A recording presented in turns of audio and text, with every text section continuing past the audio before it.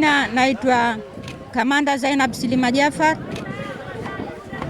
Nimekuja hapa kama ni mkuu wa operation katika kikosi hichi cha KMKM. Leo tumekuja kwenye usafi wa kusafisha maeneo yetu ya barabara.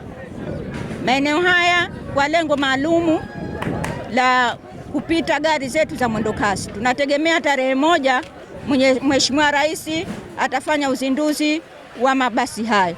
Kwa hiyo kama sisi ni askari na hivyo tunaitumikia jamii, basi tumekuja hapa kuhakikisha kwamba tunafanya usafi ili magari yetu yaweze kupita katika njia zilizokuwa safi bila corrugation yoyote.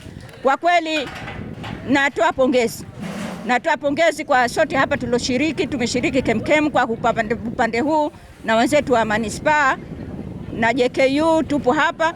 Kwa kweli zoezi limefanikiwa vizuri, tunashukuru sana. Baada ya hayo tunatoa angalizo kwa sababu tumepita katika maeneo mengi, wananchi hawana tabia ya kufanya usafi. Kwenye maduka kuna uchafu, mtu yuko kwenye nyumba yake, basi hata kutoka nje kusafisha pia anaona tabu, anashindwa. Kwa hiyo tunashajihisha pia wananchi, kwa sababu usafi ni kila kitu. Magia yapo mabarabarani.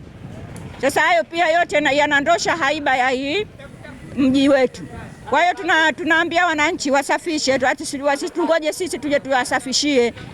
Hata dini zinasema kwamba Uislamu ni unadhifu. Kwa nini tunakuwa tunafanya uchafu? Wananchi wote watii sheria bila shuruti. Asanteni sana.